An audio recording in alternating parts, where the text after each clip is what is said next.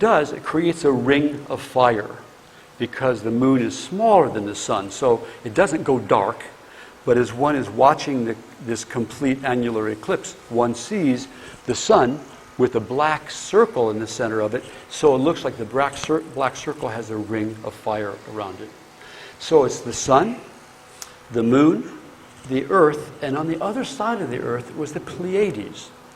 And the Pleiades alignment, with this alignment of these four, whatever we call them, space pieces, we call ourselves a space piece. Yeah, right. Is significant in Mayan culture. It is a day that is prophesied for the return of Quetzalcoatl. So many, many people were in Chichen Itza for that experience. So Jennifer, my wife, and I, and 7 other people from our little study group in Sayulita boarded 2 rental cars, and we began a 20-day, 13 sacred site ceremonies journey. We called it the Venture into the heart of Maya land. And so we began at Chichen Itza on the 20th of May as a part of this great movement in Mexico for the return of Quetzalcoatl. It's the same, we would say, as in the Christian tradition. They're always saying Christ is returning, and Harold Camping thought it was going to be yesterday or last week or the 28th of October or May 28th or whatever it was. And people followed that, sold everything they had and quit their jobs because they were all going to be raptured up and stuff. Well, it's like that. So we don't know about Quetzalcoatl, but he is the same image as the Christ image. He's the one to return the universal feminine to our planet and to actually the universe, the universal feminine. We've been out of this genre or this paradigm for almost 6,000 years, or like 5,000 some years. And the return of that is the thing that we are looking at these days, the return of the feminine. I feel like it's, what the anima was in Jung? He had the anima on the left hemisphere, or right brain, and the animus, the left brain, the right hemisphere. And it had to do with the masculine and feminine that each of us encounters in our dream work, in all of our lives. We all have that masculine and feminine energy in us. It's the masculine energy that separates. It's the masculine energy that says, I own this, or I own you, or I own the oil, or I own whatever it is. It's the part that separates and cuts down through the middle, and it does all kinds of things, as we know. The feminine says, it's all of us. It belongs to everyone. We nurture. We don't send our children away to kill each other. We don't. It's like that's the part that Quetzalcoatl represents. He was the one who came in, and during his reign, he was the one who tried to, as best he could, to discontinue the ritual of severing the chest, bringing out the heart, and lifting it up to the gods. It happened many, many times. It's a part of the Mayan game. It's a part of the Mayan ritual. But Quetzalcoatl did everything he could to change this. As a matter of fact, it made the priests and the rulers so angry that he was doing this that they say that it drove him away, and some people say he went to an island and committed suicide or whatever. But it's sort of like it's like crucifying Christ. Exactly. I hadn't thought of it until this minute. It's the established religion saying we can't have that. It doesn't fit into our paradigm. It's not what we're about, and so let's just do a John Barleycorn to it and get rid of it. But what it does, it just multiplies more and more and more. So Quetzalcoatl is that image. Isn't that interesting? So he went to, in the tradition, in the culture, he went to live on Venus. So the star, not star actually, but the planet of Venus, is the residence, I guess you'd say, of this beautiful energy. What does Venus represent for us? The feminine energy. So, May 20th, now project yourself about 15, 16 days, and you come to June 5th. And June 5th, we witnessed, again, the Venus transit. Now, the Venus transit happens only every 130 years. And when it does, it happens in 2 successive sequences.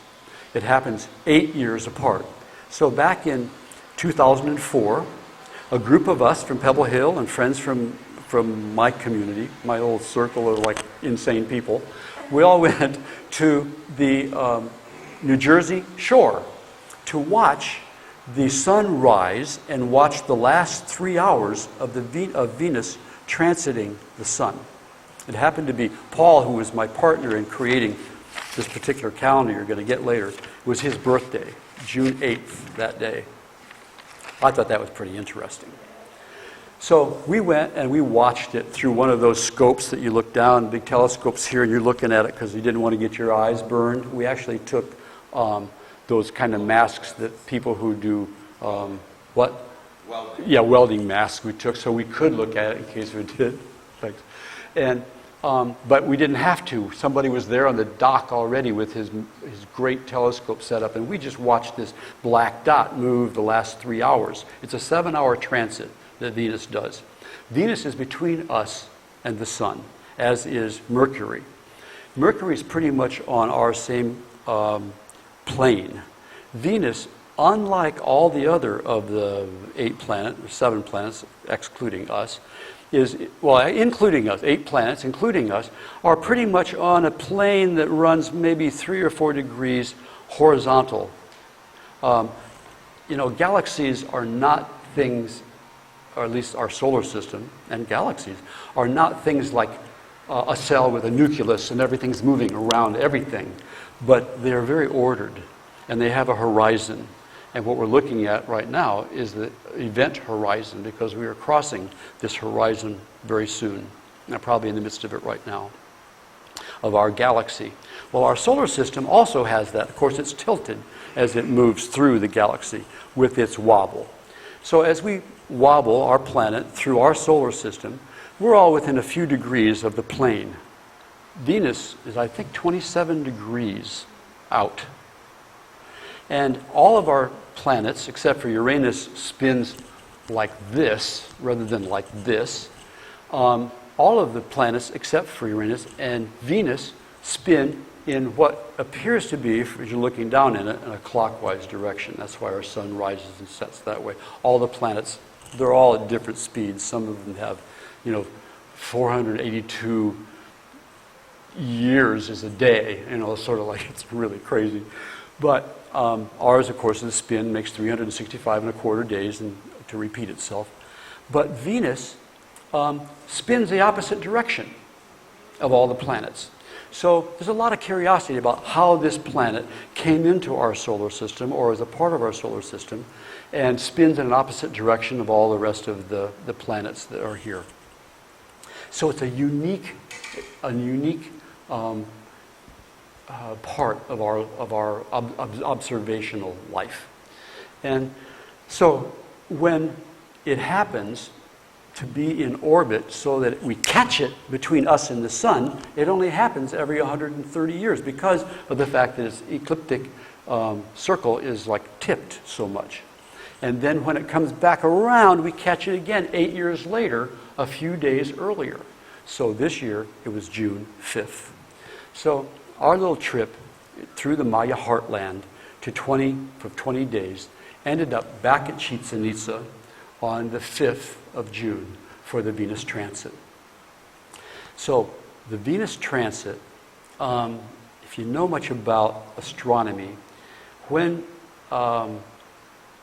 Venus has a 584-day cycle, I believe, and half of that cycle is spent with Venus being our evening star, and we see it brilliantly bright right after the sun sets. Just like, wow, what is that? And then you keep watching and you realize it's not a plane or whatever, it's Venus is back as the evening star. Who is the bright morning star biblically? Christ was the bright morning star. Well, what is the bright morning star? Again, it's Venus. And so for the other half of the 584 days, minus 8 days and 40 days it takes to actually visually see it, Venus is the morning star. Right now, if you go out in the morning, like 5:30 or 6 o'clock in the morning, you look in the eastern sky, and there is this bright, beautiful, brilliant light again. And it's Venus. She's returned to be the bright morning star. And it's going to be here throughout the 2012 shift.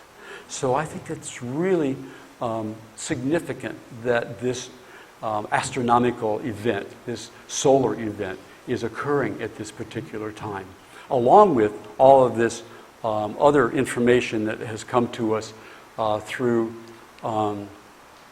the Venus prophecy, the Maya, the Hopi, and all these, and the Vedic, times, and the Kali Yuga shifting, and the Aquarian age being birthed at this time after the Piscean age. All of this stuff, like you're seeing it, I know. That all of this stuff is converging right now. Maybe that's what the harmonic convergence was really about. Maybe that's why he called it that, because so many of the world's, the Earth's traditions, not so much religious or spiritual traditions, but they're cosmic. They're like mystical. They're beyond geometry, and they're beyond astronomy. They are connected to bigger systems than we have any inkling about. The fact that we are now completing a 26,000-year cycle in the Mayan calendar is really significant, because it has to do with our solar system being aligned with the galactic horizon, and we're in the midst of that right now. Maybe that's what Jose was actually pointing to even back in 1987 when we did the harmonic convergence, that we are now in this period of the cusp, or whatever, of going through the direct relationship to the dark rift, or the dark rim, which is the black hole in the center of our galaxy, from which, if you study the physics of it and the understanding what's going on with it,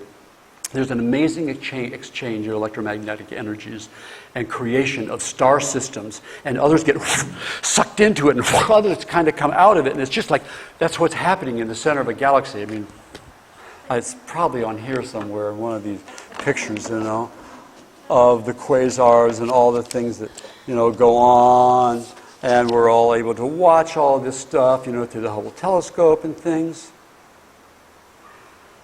And we are privy to some of the most amazing information that can be given to a culture at this time in our lives. So what does it mean for us to be living in this time of change and of paradigms flip-flopping and of alignments happening that are so synchronistic that we can't really turn our heads from them because we get called right back to it? I believe it's time for us to wake up. We need to wake up to the magnificence of what every one of us here is, what every human being on this planet is about, and that we don't even know what we are. How many of you know Melchizedek Dronvala or have seen anything by him? Check it out if you haven't. Some of his more recent material is just fascinating. This trip that Jen and I and the 9 of us, it ended up being 13 of us, other people joined us who went on this journey. The original inspiration for it was from a book he wrote called The Serpent of Light, Melchizedek wrote. And in that, he and a brother-in-law, back in 1985, made the same journey that we did to 8 different sacred sites in Mexico that Thoth, his channeling power, told him what crystals to bury there and where to go and what order to do them in. And he went to these sites and buried these special crystals. And as we read through the books and had the experiences ourselves, we were blown away, by how much each of them is related to a chakra. And so we began, in Uxmal, and then Kabal, and then Labna. And Labna, check it out, it happens to be the genitals, Labna, think of that. And we had an amazing experience there. The men separated and the women separated, and we had deep conversations about what our own sexuality was about, and understood. And we couldn't not do that in that space. If you understand what I'm saying, we were following a very powerful pattern that someone had laid out for us, and we just couldn't not, And so we went to Palenque then, and we went to Tikal in Guatemala, and then we went to Calakmul, we went to Banapac, and then up to, some of you may have been to Tulum, which is the only Mayan site that's on the ocean, which is very near Cancun and Cozumel, right there, and then back to Chichen Itza for, as I said, that June 4th, June 5th event. So every place that we went, we were doing ritual, we were doing ceremony, and we added 5 others to the work that he did. We went into the caves, and the caves are what is so interesting about all of the Mayan sites. All of the Mayan sacred sites are very near caves and cenotes. A cenote is a lake underground, and there's no above the ground water in the Yucatan. There is in some of the other Maya land, but there's none in the Yucatan. All the water there is underground, and they believe, or archaeologists say, that when the comet, whatever it was that hit, that helped create the Gulf of Mexico, such a thud, such a tremendous impulse to the earth, that many of the places fell through, and fell the lime, which is all what the limestone, which is what all of the Yucatan is about, made huge holes, say the size of this room. The land just fell down, and below it were the cenotes, the beautiful blue waters that are all connected to each other. So all under the Yucatan, all of these water systems, like if you were to put dye in the water, or if you were to be able to take a canoe through the caves and find your way through, all of that's connected. So the Maya believed that all of this was just sacred, sacred, sacred. The underworld was where they believed that everything was born from. And so the water, the underground water, was sacred. When you go to Chichen Itza, have you been to Chichen Itza? Some of you? Okay, you walk about a half a mile down this one trail, and you come to the sacred cenote there. And the University of Pennsylvania dredged that cenote back in the 1950s, and they found all kinds of relics and bones of babies and adults and people that probably had been sacrificed, and crystals and sacred objects and stuff, and brought all this stuff up. I have a feeling it's still in Pennsylvania. They went back some years later, I think it was something like 20 years later, and dredged it again.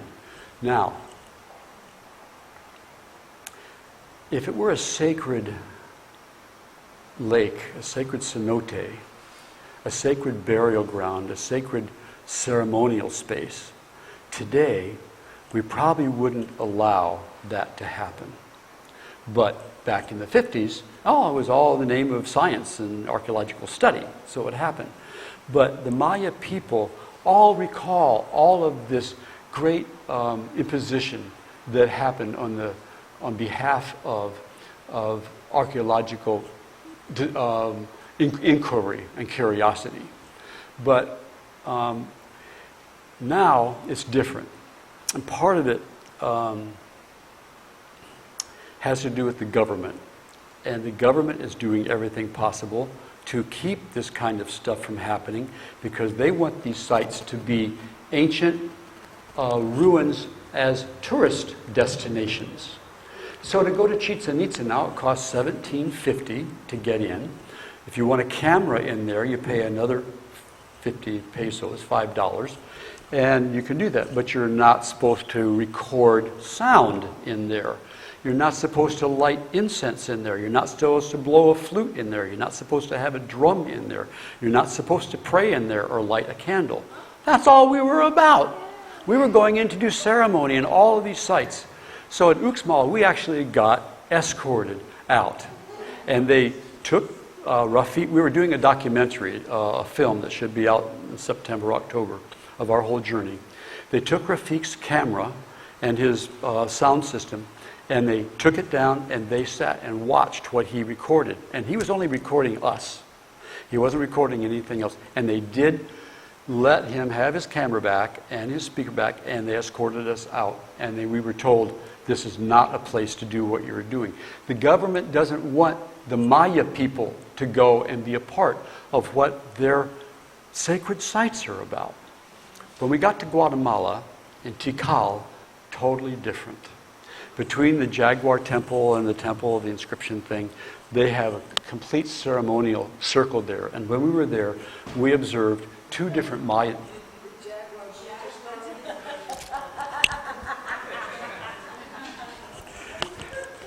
Jaguar wisdom just fell down. And so did the Book of Destiny. I just stumped hard enough. But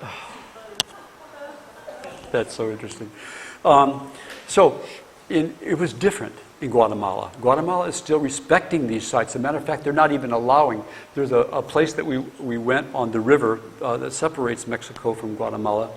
You can go up the river on these river boats, and on the left side of this village is an area that Mexico has done a lot of excavating in. And the Guatemala side, they will not allow it to be touched.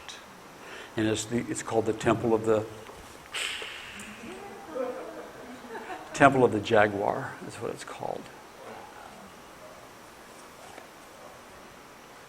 So, so this journey, in a sense, brought us in touch with what the sacred story is about and how much it's being discouraged these days from people even paying attention to it. So the fact that we were there in Chichen Itza on that day and people were, the crystal skulls? Some of the crystal skulls were there, and they were being passed and put on our foreheads and put on our heart by a group of people. Where are the crystal skulls? Sorry? Where are the crystal skulls? Did they come from the Maya at all? Yeah, they're Maya. They're an ancient tradition, something you can check on the internet sometime. I won't go into it. But they are made, most of them are made with technology that is not even possible today.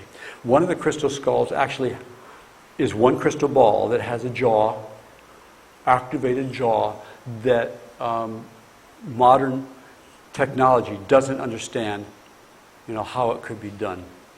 Though I think as the more we study it, I'm sure it could be figured out. You know what I'm saying? But they were able to create this with whatever limited technology that they had. I guess they had a spiritual technology. It's 9:15. What happens now? Do you want to break and have some refreshments? And we'll come back, and when we do, we're going to turn it into a workshop system where I'm going to give everybody a calendar to work on and a way to discover what your particular connection to the Mayan calendar is about. So let's go get something to drink and come back. Sorry? Yeah, then we'll have a question period too. Yeah. Thanks.